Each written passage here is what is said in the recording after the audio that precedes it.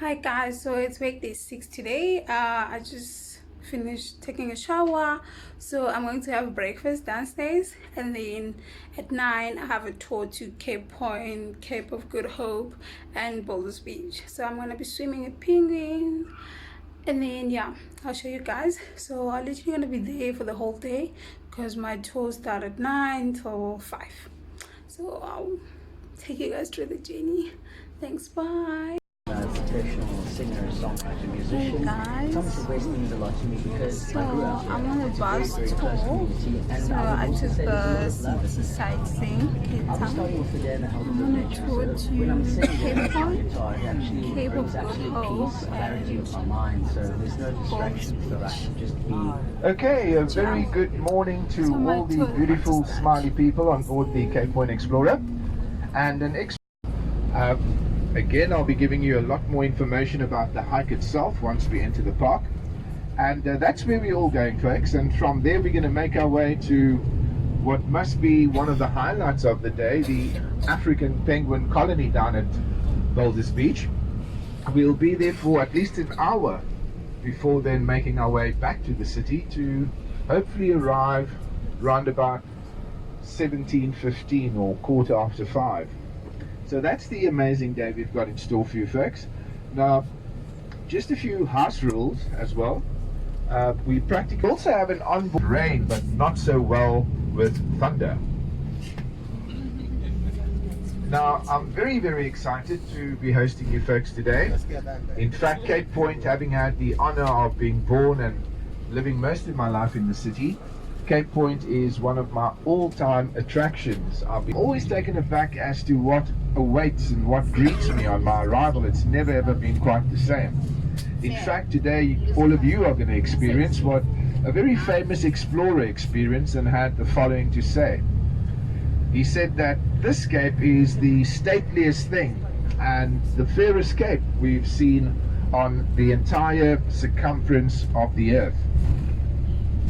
That intrepid explorer was Sir Francis Drake, and that was rather badly paraphrased from his journal of circa 1580. So a big warm welcome on board, folks, and your job on this Monday morning is very simple, Monday the 9th of December, and that's to ensure that this Monday is simply one of the most enjoyable, one of the most relaxing, and hopefully also one of the most memorable Mondays we've had in a while. So I'll start the commentary soon, and I look forward to engaging and meeting up with all of you during the course of the morning. Thank you. So I think I'm going to start you folks off with a bit of history about our city. Now do pay close attention. This will be coming up on the left hand side. It's the area located just in front of these grey apartment blocks we see on the left, which you will have an opportunity in about 600 meters to actually see. The entire slope in front of these grey apartment blocks is an area known as District 6. Now, District 6 was one of the first, most diverse communities in the history of our city. So have a look to the left and you'll get a sense. Now, District 6 was officially incorporated as the 6th municipal district of the city of Cape Town. This was in the 1860s. So hence the name District 6. But even though that was the case, there were people living on these slopes as far back as the 1840s. A lot of them were actually freed slaves. Cape Town has a very interesting heritage and history with regards to slavery. In fact, we have a very amazing museum called the Slave Lodge located in the city centre that deals with that narrative. But coming back to District 6, and this happened in the height of apartheid in the 1960s, when this community woke up one morning, on all the poles, on all the fences, on the sides of buildings were these huge posters declaring District 6 a whites-only neighborhood or suburb.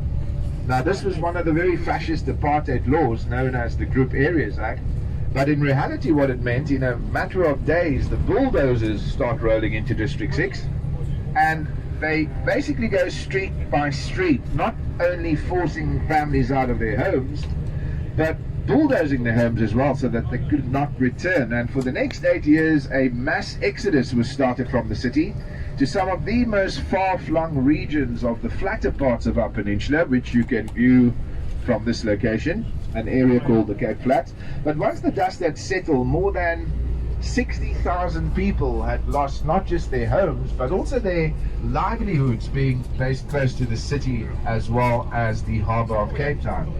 Now, we do have a very well private run museum tasked with keeping the memory of our District 6 alive.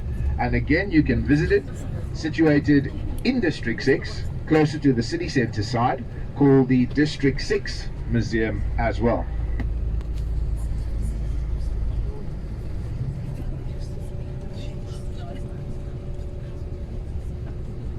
Service, so they'll collect you from your accommodation around the city centre and return you there without charging you, the Heart of Cape Town Museum. So folks, also worth noting is that we sell tickets on board for those of you wanting to visit the penguin enclosure a bit later today. They are 160 Rand per person. You can get these from Leanne as well, cash or card.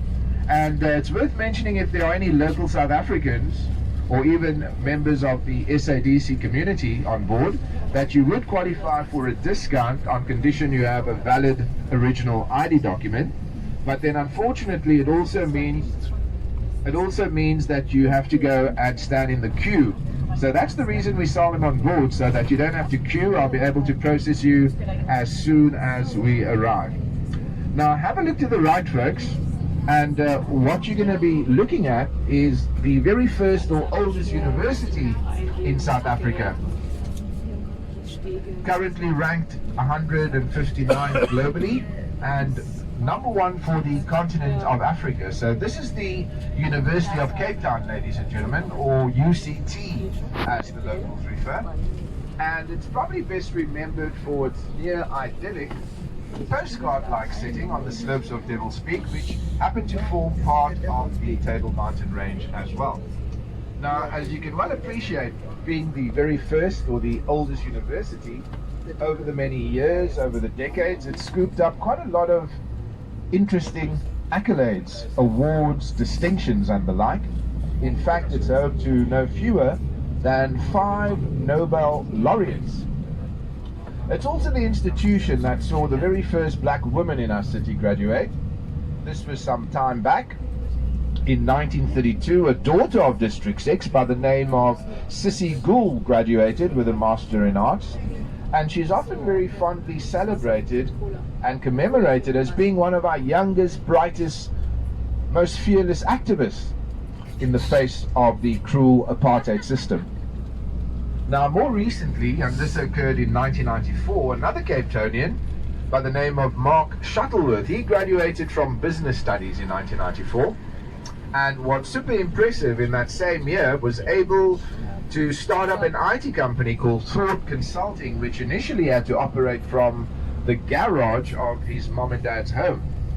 Now, Mark's company Thought Consulting specialized in software applications that dealt with encryption for doing transactions on the internet. And it was a fairly new technology in the mid-1990s, but even more impressive is the suburb known as Bishop's Court. It's one of the more established, definitely one of the most beautiful on account that it's situated in a valley. It also happens to be one of the priciest anywhere in South Africa in terms of resale value. But the name Bishop's Court is quite interesting, and it's based on the fact, and this is traditionally speaking, this is the suburb that normally hosts the Cape Town appointed Anglican Archbishop. This is where the Archbishop of Cape Town has what's referred to as his domicilium, as in official residence, hence the name Bishop's Court. Now, some of you might have asked,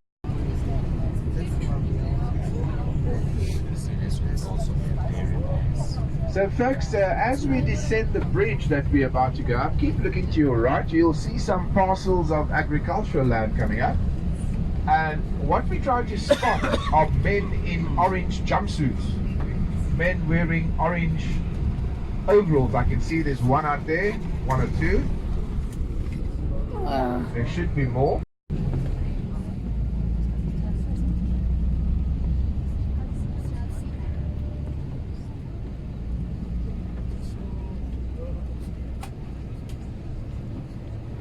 So folks, we've just exited the M3 motorway. We're now officially in the southern part of the peninsula.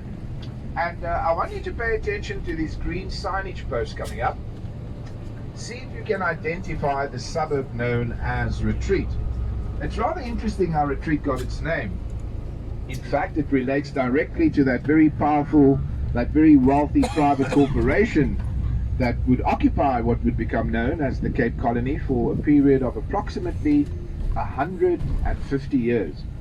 Now, towards the end of this occupation, and this was mainly driven by corruption within its ranks, the station down in the Cape came under severe attack from some of the other nations of Europe, more so from the British. In fact, the British would end up invading Cape Town at least twice over an 11-year period. Now have a look at the board in front of us where it says Muizenberg. Muizenberg was the site where the very first British invasion occurred, known as the Battle of Muizenberg of 1795. Although the battle itself was, in fact, it's one of at least 4 very unique conservation areas we'll be driving past today. So currently on the left, this is the Westlake Wetland Conservation Area. For those of us unfamiliar with wetlands, wetlands are simply naturally formed water areas or water catchment areas. So it could be a river, it could be a stream or a lake, lagoon, or even a flay as we refer to it locally.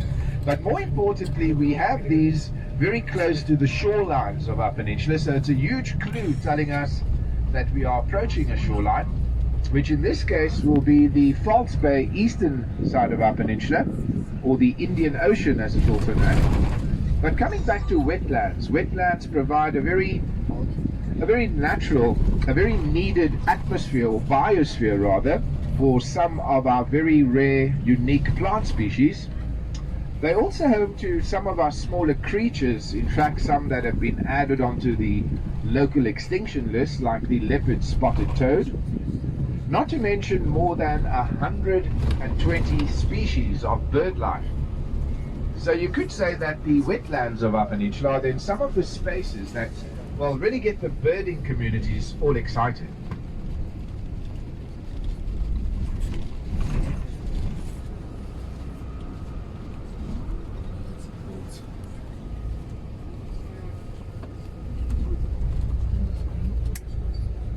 This is the sleepy, hollow coastal village known as Muizenberg, which you'll really start truly appreciating in the next kilometer or so. I've been very humble, very proud to be able to refer to myself as a Muizenberger for the last 15 or so years. So this is the part of the city that I thoroughly enjoy, and that's where I've been living for that period as well. But the town itself has got a really interesting history.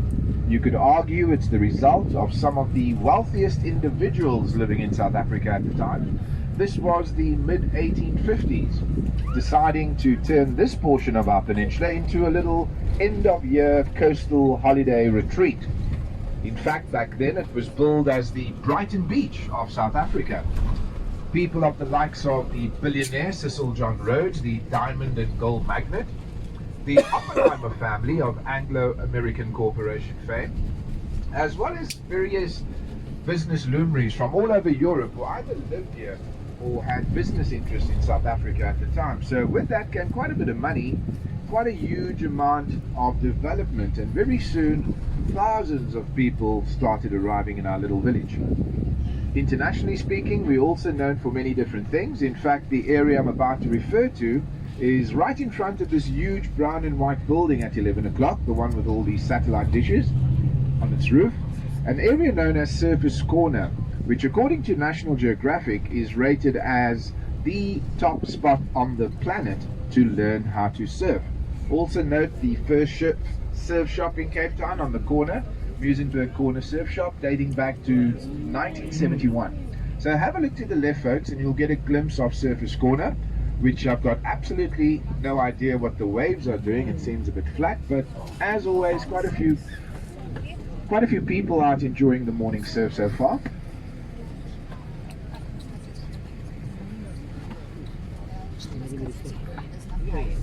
Coming up on the left, the exquisitely designed Edwardian themed Muizenberg train station.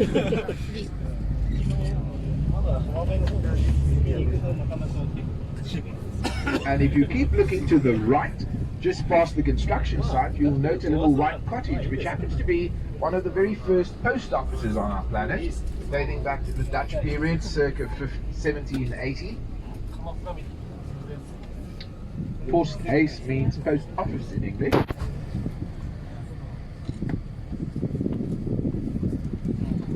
Also, what a beautiful sight we have on the left, the amazing, fabulous False Bay shoreline.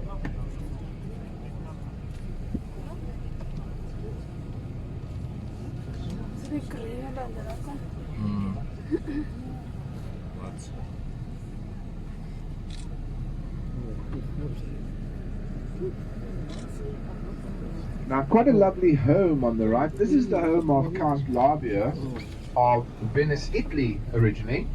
And today it's run as a very, very nice restaurant, art, cultural and events center by one of his daughters.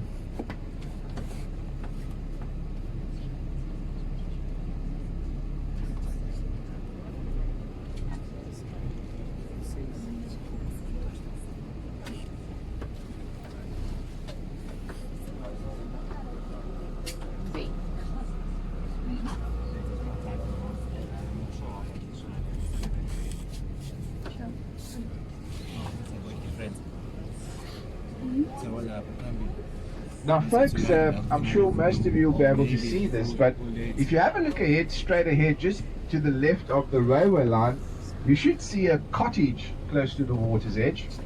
Now, it was a mere 300 meters out to sea in front of that cottage where the British warships were pummeling the Dutch position, which had been erected very stupidly too close to the shoreline. I'll be able to show you in about 100 meters on the right. Now, also interesting, if you look to the mountains ahead of us, have a look to the left on the left and front, you'll see there's a mountain right back on the far left side. Well, that is where we're heading, folks. That is Cape Point.